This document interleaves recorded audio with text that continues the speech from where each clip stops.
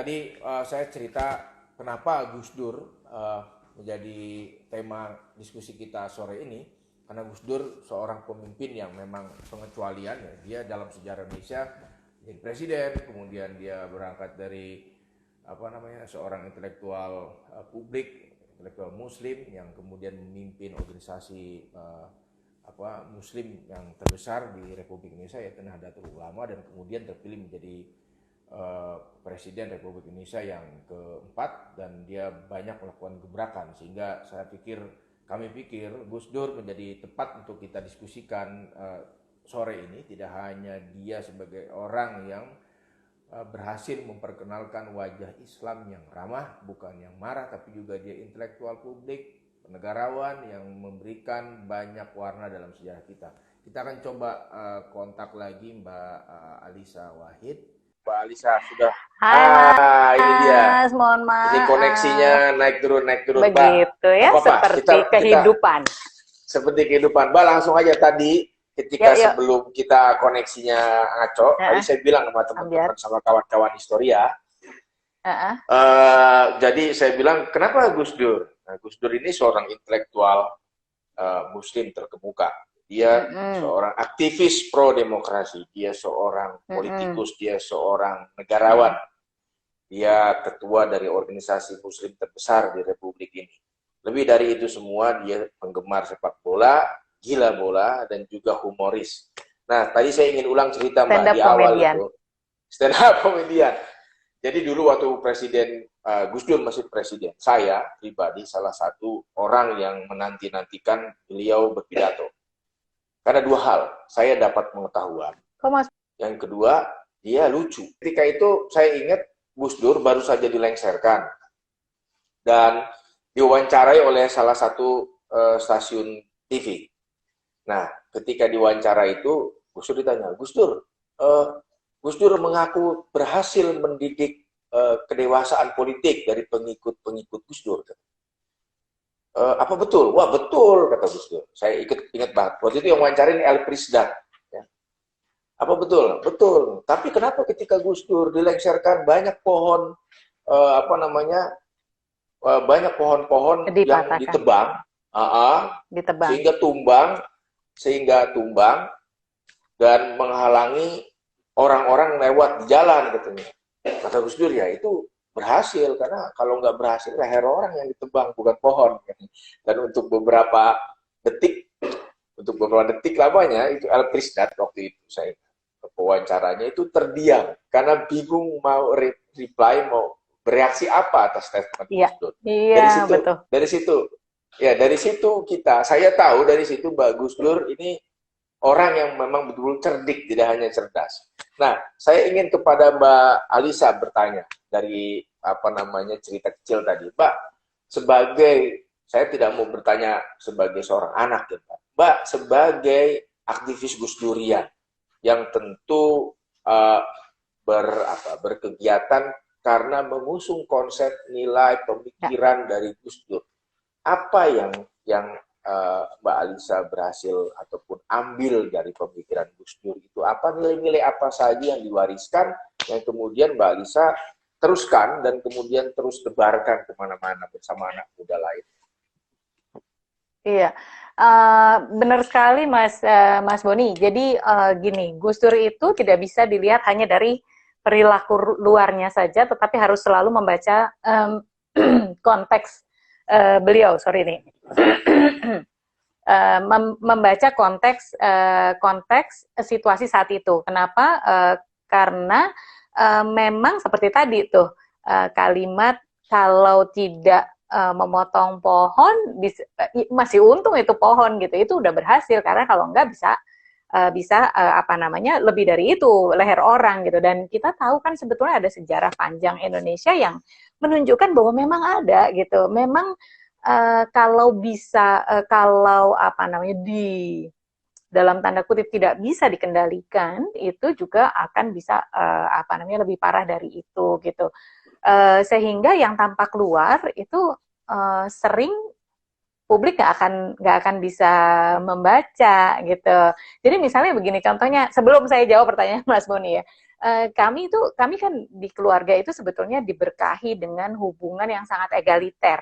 Kami itu boleh bertanya, boleh mempertanyakan tindakan Gus Dur gitu. Jadi itu privilege yang tidak semua anak bisa ya dapatkan gitu. Nah, kami tuh pernah protes dalam tanda kutip mempertanyakan kepada Gus Dur. Kenapa Gus Dur yang kenapa Bapak yang dikenal sebagai orang yang melawan kesewenang-wenangan Orde Baru kok mau menerima mobil Timor dari Hutomo Mandala Putra gitu? Kan nggak make sense gitu bagi kami itu, kok bisa sih ini. Makanya ada orang kemudian menganggap Gus Dur nggak konsisten begitu. Walaupun mobil itu nggak ada Mas yang mampir ke rumah Ciganjur tuh nggak ada. Semuanya udah langsung diberikan kepada kiai gitu ya. Ada 9 atau 11 saya lupa, tapi udah langsung didistribusikan. Itu ceritanya. Tapi kan orang ngelihatnya dari luar adalah Gus Dur menerima mobil itu. Nah, waktu kami mempertanyakan itu, jawaban Gus Dur tuh begini, nak, Bapak itu orang Jawa. Orang Jawa, kearifannya atau tradisinya itu saling memberi. Dan itu harusnya tanpa pamrih. Kalau sekarang ada orang memberi, satu, sebagai orang Jawa, Bapak harus menerima. Yang kedua, Bapak mau mengembalikan bahwa pemberian harus tanpa pamrih. Nggak boleh itu kemudian diharapkan mengubah pandangan Bapak, mengubah perjuangan Bapak, membeli Bapak. Itu yang harusnya tidak boleh gitu. Jadi di balik penerimaan itu ternyata ada goal yang lebih panjang gitu ya. Dan nilai yang lebih fundamental. Jadi lebih di dalam dan lebih panjang tuh arahnya gitu. Nah, orang sekilas hanya menilainya gimana sih Gus Dur katanya musuhan sama Pak Harto, tapi kok nerima itu. Sementara di balik itu ternyata Gus Dur mau mengembalikan nilai-nilai bahwa pemberian itu sebuah kearifan tradisi kita dan nggak harusnya itu kemudian dipolitiking menjadi pembelian, bukan pembelian gitu. Nah, ketika kami memulai jaringan Gus Durian, pertanyaannya kan gini, gimana cara membaca Gus Dur dengan Gus Dur yang seperti itu gitu kan? Sehingga kemudian banyak sekali interpretasi yang kadang saling berbenturan gitu. Ini yang kemudian membuat saya berpikir, saya teringat. Jadi Stephen Covey, Seven Habits of Highly Effective People tuh penulis itu, dia kan datang bertemu dengan Presiden Gus Dur ya waktu itu. Dia memberikan sebuah buku. Buku itu di halaman depannya dia tulisin gini, I have observed you from afar gitu. Saya memperhatikan Anda dari jauh dan menurut saya Anda adalah pemimpin yang sangat bersumbu pada prinsip-prinsip. Jadi principle centered leaders. Nah, saya teringat itu gitu. Maka kemudian untuk memotret perjalanan dan sepak terjang Gus Dur yang membela Ahmadiyah tapi juga membela Inul, membela nelayan dan petani di area Gunung Muria, tapi juga pada saat yang sama membela seorang pasangan suami istri Konghucu yang tidak bisa mendapatkan hak kewarganegaraan atas status pernikahannya misalnya kayak gitu.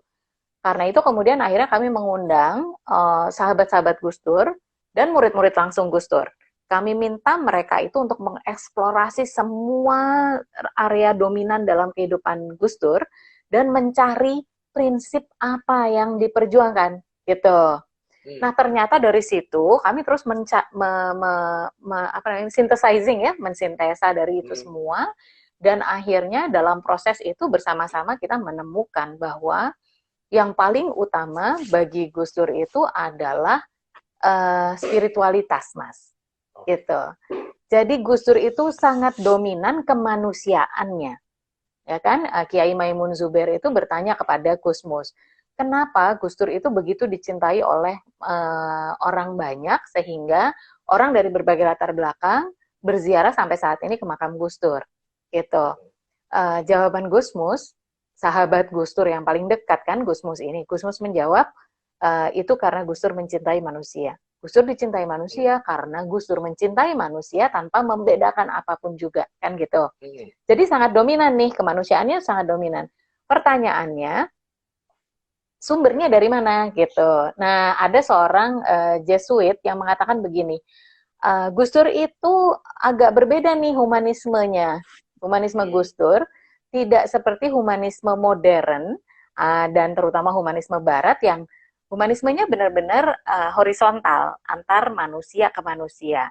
Gus Dur itu humanismenya transendental karena meyakini sebagai manusia gitu ya.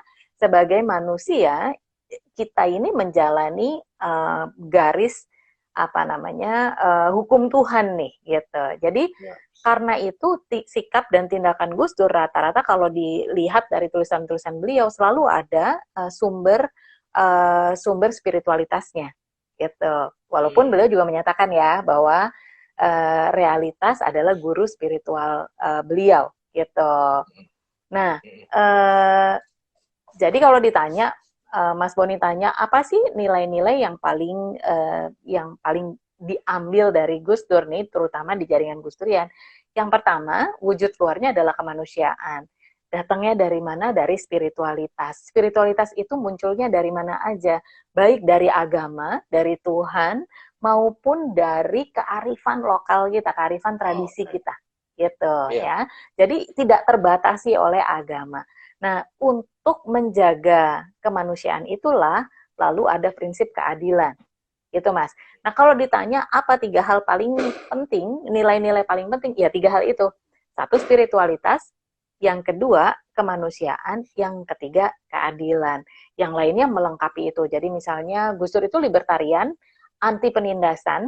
Nah, anti penindasan itu, jadi pembebasan itu adalah salah satu nilai yang juga kami coba pelihara. Makanya kalau di jaringan Gus Durian kita selalu bicara begini, Gus Dur itu tidak membela kaum minoritas, apalagi minoritas agama.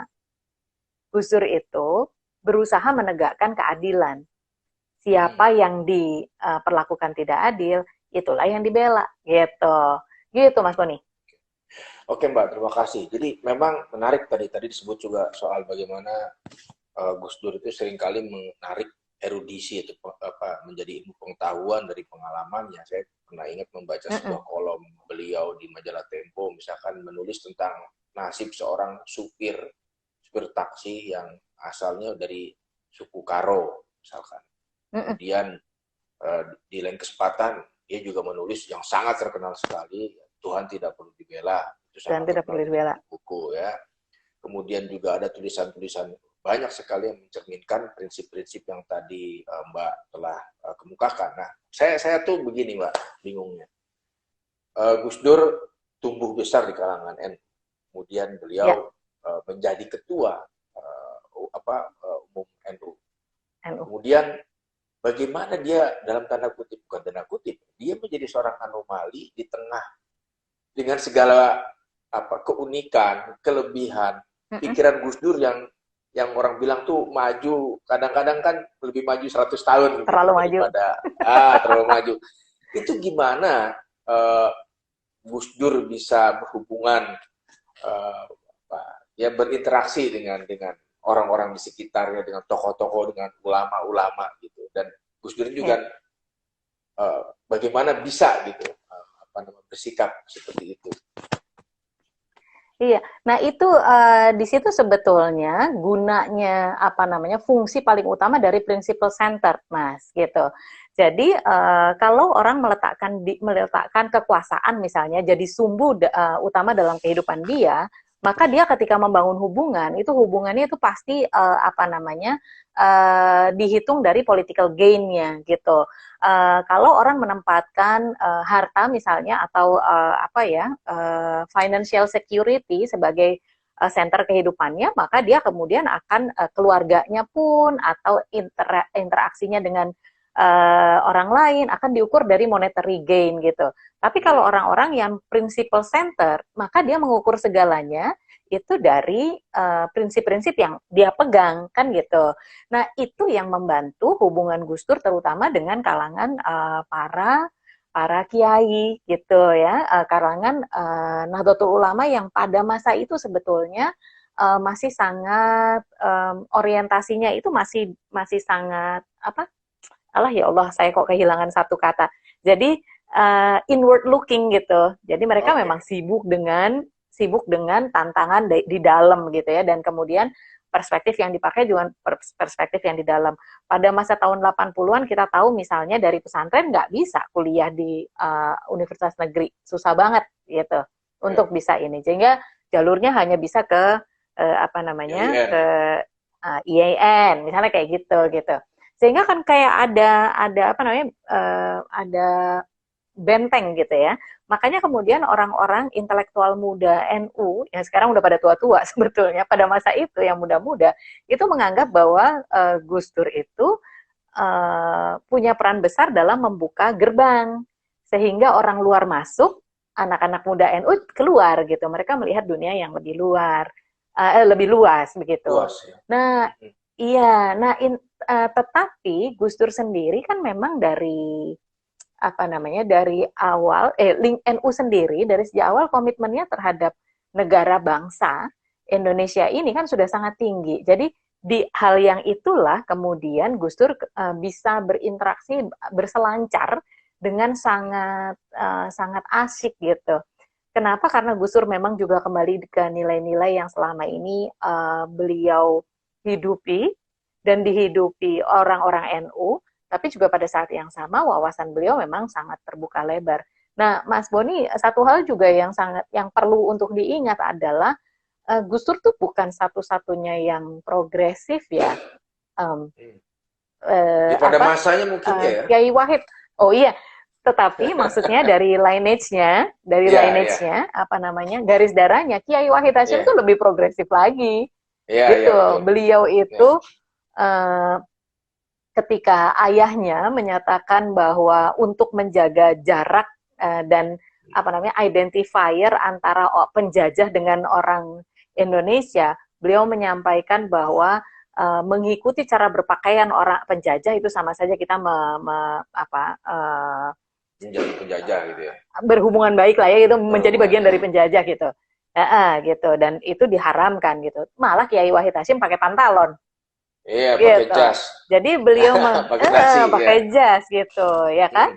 Gitu. Nah, beliau juga mengintroduce general knowledge di pesantren. Jadi lebih progresif Kiai Wahid Hasyim sebetulnya.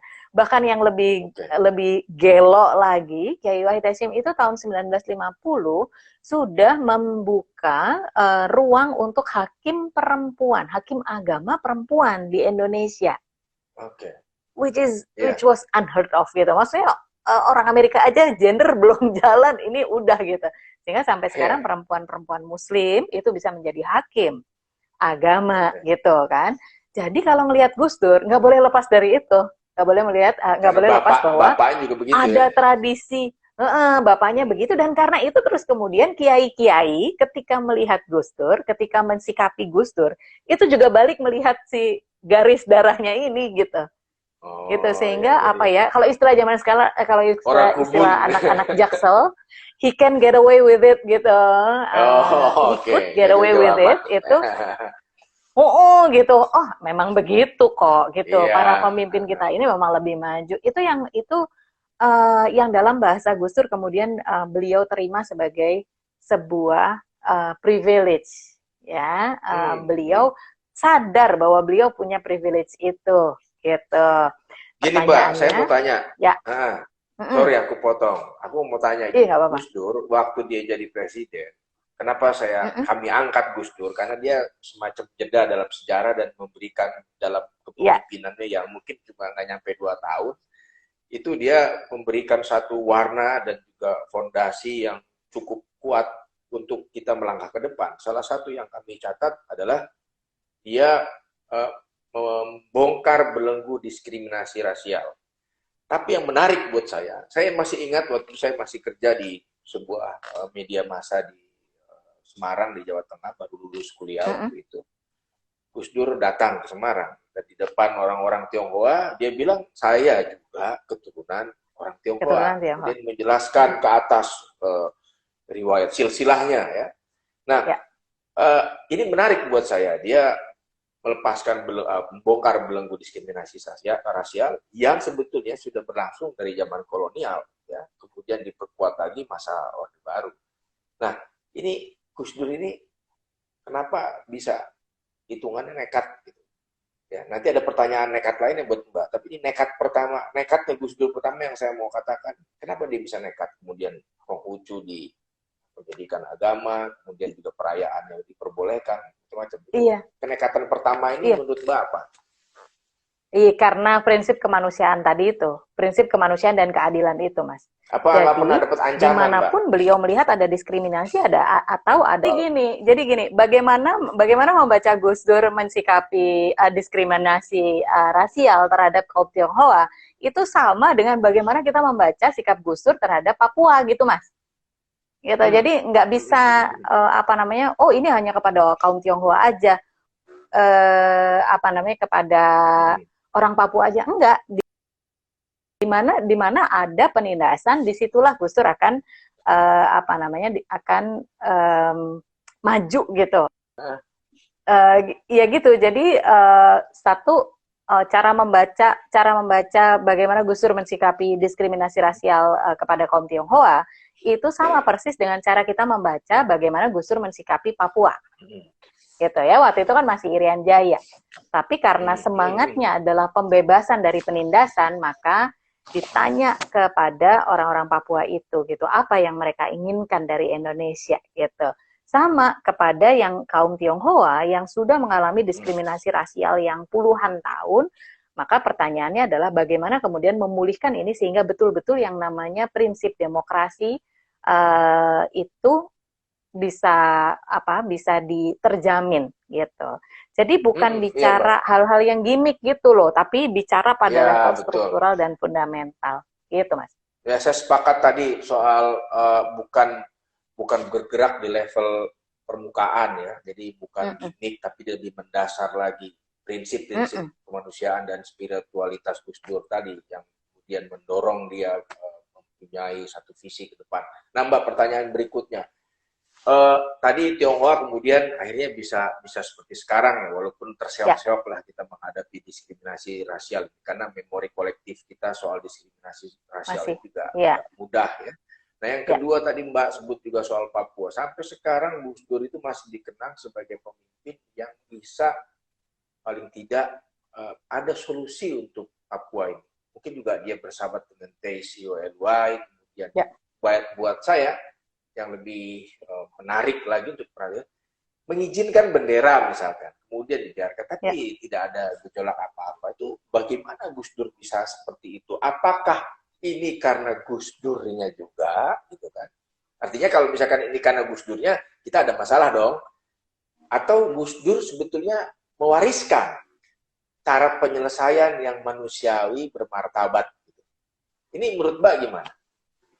Iya, jadi tantangannya itu kan gini ya Mas, menempatkan dalam dunia politik kekuasaan itu kan pasti ada pasti ada apa sih istilahnya, dinamika yang dan aspek-aspek yang itu harus dikelola dengan sangat ketat begitu ya. Dan you may lose or you may win gitu, bisa menang bisa kalah juga kan gitu. Tetapi kita nggak bisa kemudian membaca misalnya satu hal itu harus bisa diselesaikan dengan cara begini. Kalau dalam politik itu akan sulit sekali antara kompromi, antara keseimbangan dan lain-lain itu gitu. Nah, dalam konteks misalnya bagaimana Gus Dur dengan Papua misalnya, kalau kami tentu melihat bahwa Gus Dur itu mewariskan cara pandang. Yang pertama mewariskan cara pandang dalam mengelola isu Papua. Yang kedua mewariskan juga teladan strateginya gitu, model strateginya. Jadi cara pandangnya dulu. Kemudian yang kedua strateginya. Cara pandang yang paling utama apa sih? Tidak melihat Papua itu sebagai anak nakal yang berusaha merusuh Indonesia.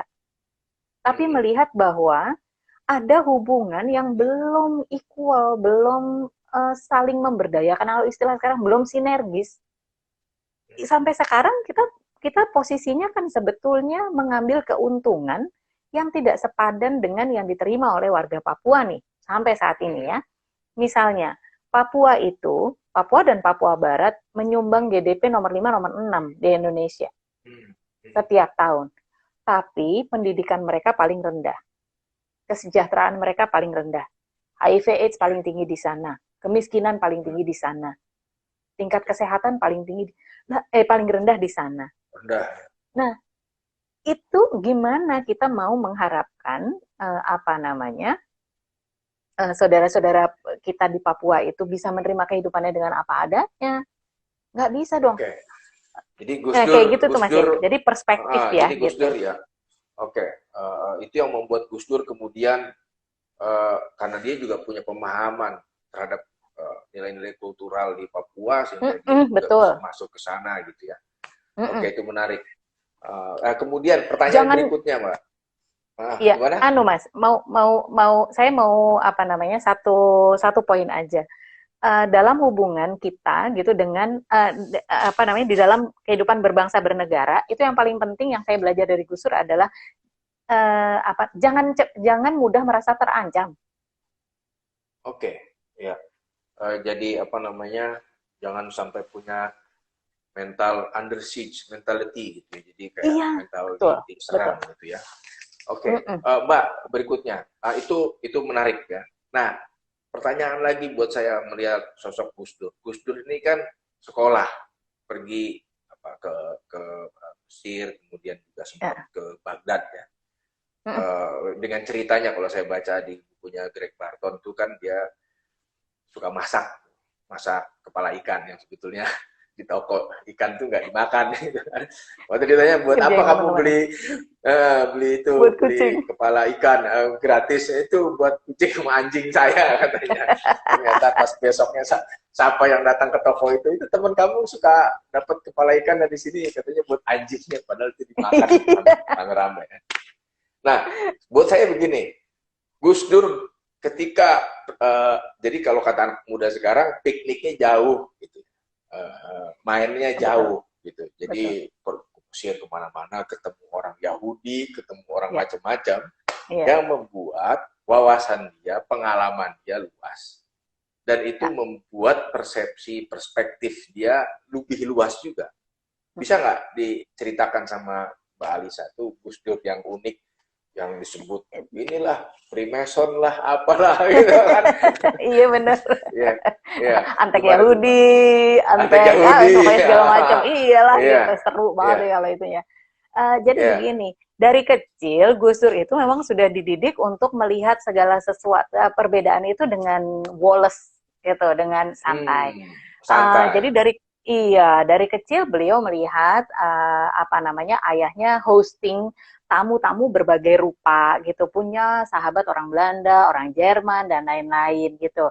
Jadi Gus Dur itu terbiasa kemudian dengan perbedaan-perbedaan yang ada. Jadi ngelihat orang tuh ya kayak saya tumbuh besar melihat bagaimana Gus Dur memperlakukan mbah-mbah, memperlakukan santri dan memperlakukan tokoh VIP sama aja gitu. Jadi itu membuat saya kemudian jadi terbiasa dengan perbedaan. Nah, Gus Dur juga begitu. Gus Dur terbiasa dengan perbedaan itu.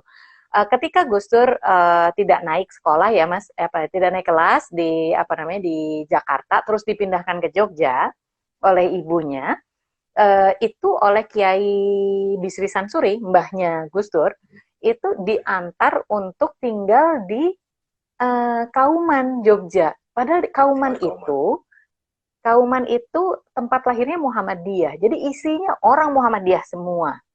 Gitu. Sementara nggak jauh dari situ ada pondok pesantren Krapya, di mana Gus Dur itu ngajinya di situ. Jadi ngajinya di situ tapi tinggalnya di Kauman. Gitu. Jadi udah terbiasa tuh dengan menerima orang apa adanya tanpa melihat latar belakangnya gitu. Jadi itu membuat kemudian beliau sudah terbiasa dengan perbedaan. Yang kedua karena memang suka membaca. Ini penting banget.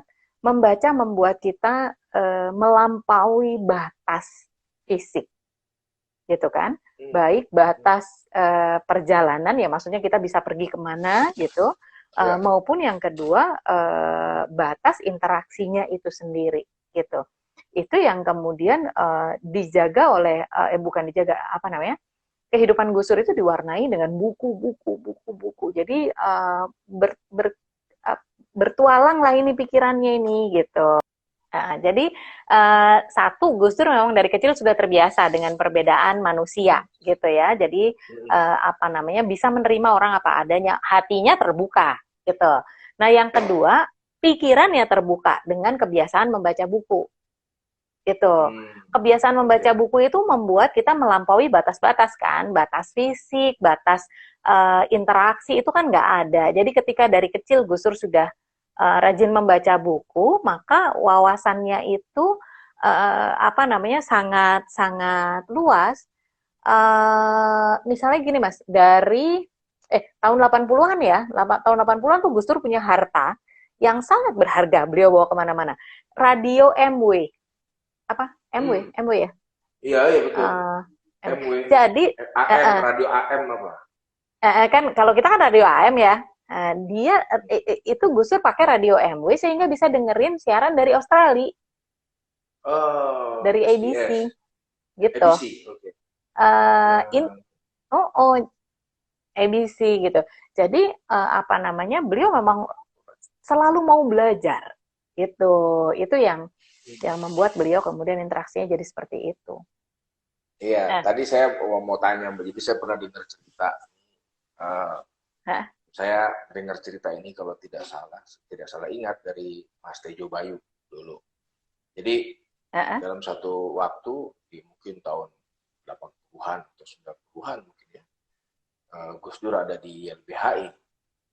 Ketika tahu bahwa Mas Tejo Bayu ini putra dari pelukis Sujoyono yang kemudian juga pernah di Pulau Buru, kemudian Gus Dur menyambangi di YLBHI, menyambangi Mas Tejo Bayu, kemudian ya, salaman dengan Mas Tejo Bayu, kemudian dia bilang atas nama pribadi dia meminta maaf atas apa yang terjadi di tahun 65. Sebagai pribadi waktu itu belum jadi presiden ya, masih lama. Nah, kemudian kita tahu bahwa ketika Gus Dur menjadi presiden, ada wacana mencabut MPRS nomor 25 tahun 66 yang itu menjadi akar dari hal diskriminasi juga. Yang kemudian rame, yang saya hargai dari keberanian Gus Dur adalah berani mewacanakan itu. Gitu ya. Yang orang pun nggak berani gitu. Tapi Gus Dur berani. Dan kita tahu pukulannya kanan kiri. Itu apakah Mbak Alisa pernah menyaksikan dan bersaksi bagaimana kejadian? Iya Mas, kita tuh deg-degan banget ya kalau dalam hal yang isu ini ya, deg-degan sekali. Kenapa? Karena two folds gitu, ada dua layernya nih. Yang pertama berhadapan dengan tentara jelas gitu kan, apa namanya, dengan situasi seperti itu gitu. Yang kedua adalah berhadapan dengan NU sendiri kan Mas, karena bagaimanapun apa namanya, ada catatan sejarah nih gitu. Walaupun berangkat dari niat yang baik, tetapi kan ada gesekan yang sangat tajam waktu itu yang melibatkan NU juga gitu. Sehingga kami terus terang ya, orang-orang yang ada di sekitar Gus Dur tentu deg-degannya di situ gitu. Apa yang akan beliau lakukan, kemudian apa namanya, bagaimana beliau berselancar di antara itu tadi, itu gelombang antara dua ini gitu. Karena pasti tidak mudah.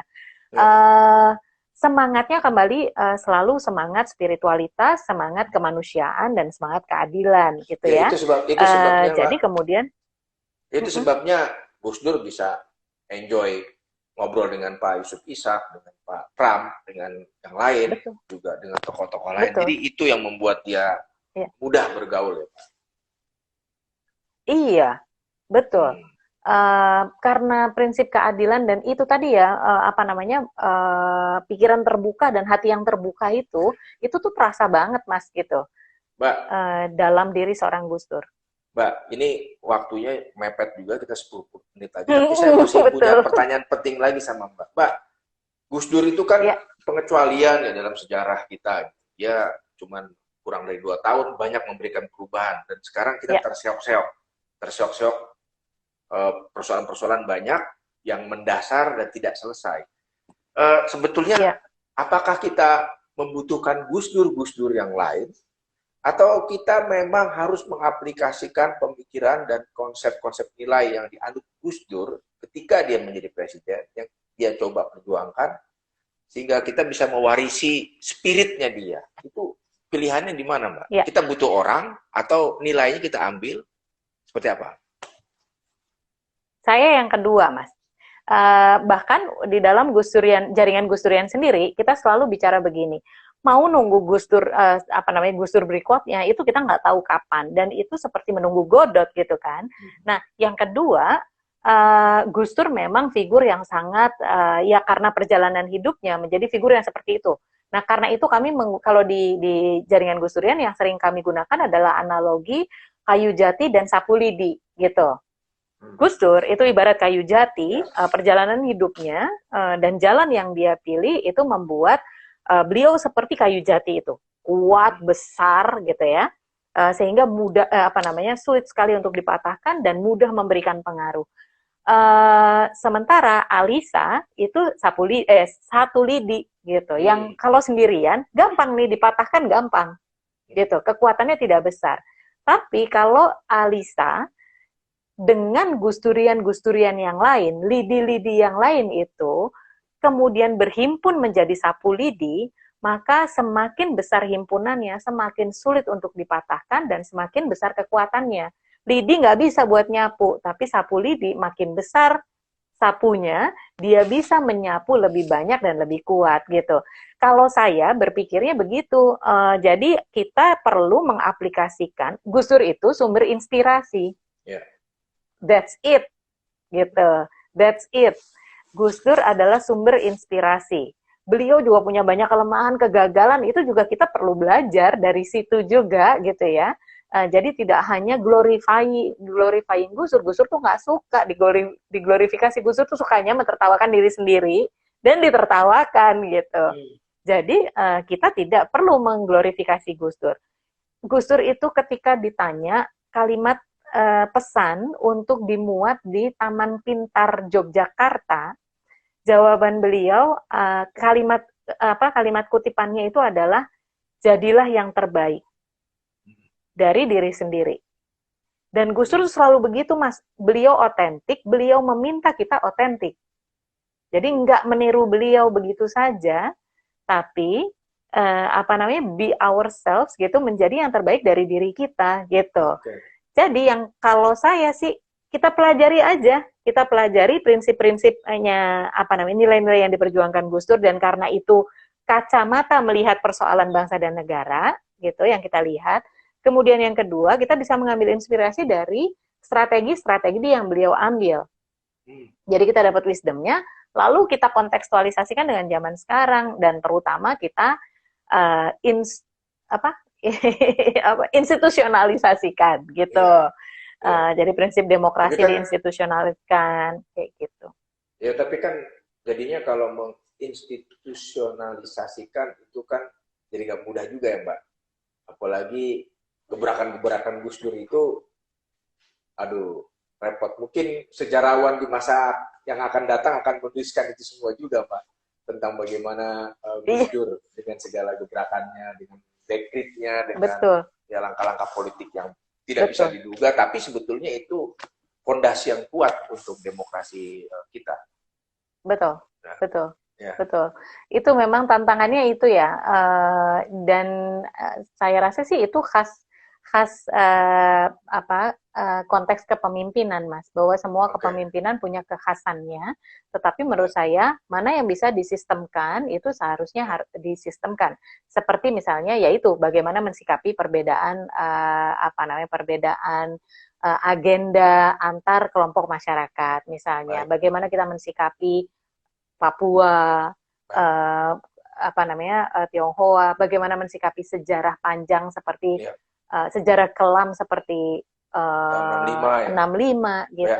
Nah, itu disistemkan gitu. Baik, Mbak. Ini diskusinya menarik, tapi waktu kita sudah jam 5, nanti kalau terus-terusan bukanya kelewatan. Tapi kita akan lanjutkan nanti, Mbak. Saya duluan, Mbak. Mbak lagi di mana nih? Ya, siap. Di Sleman. Jadi saya bukanya lebih sebentar lagi saya. Oke. Kalau gitu Mbak Alisa Wahid, terima kasih banyak atas berbagi pengetahuannya, berbagi pengalamannya, baik sebagai seorang aktivis jaringan Gus Durian maupun sebagai seorang putri dari Gus Dur Mohon maaf kalau koneksinya naik turun, kawan-kawan tetap beberapa orang tetap mengikuti ini, dan bagi teman-teman yang tidak bisa menyaksikan lengkap, bisa lihat siaran rekamannya di YouTube historia.id, dan jangan lupa subscribe, juga klik like di YouTube-nya Historia, juga follow Instagram dan Twitter, dan juga ada Facebook kita, bisa diikuti, dan jangan lupa untuk membaca beragam kisah sejarah populer di historia.id. Sekali lagi saya terima kasih kepada Mbak Alisa Wahid. Kapan-kapan nanti kita terima kasih Mas Boni dan Historia. Sama-sama Mbak. Siap. Selamat berbuka puasa Mbak. Salam Historia. Terima kasih Mas. Ya. Salam Historia. Ya. Salam Indonesia.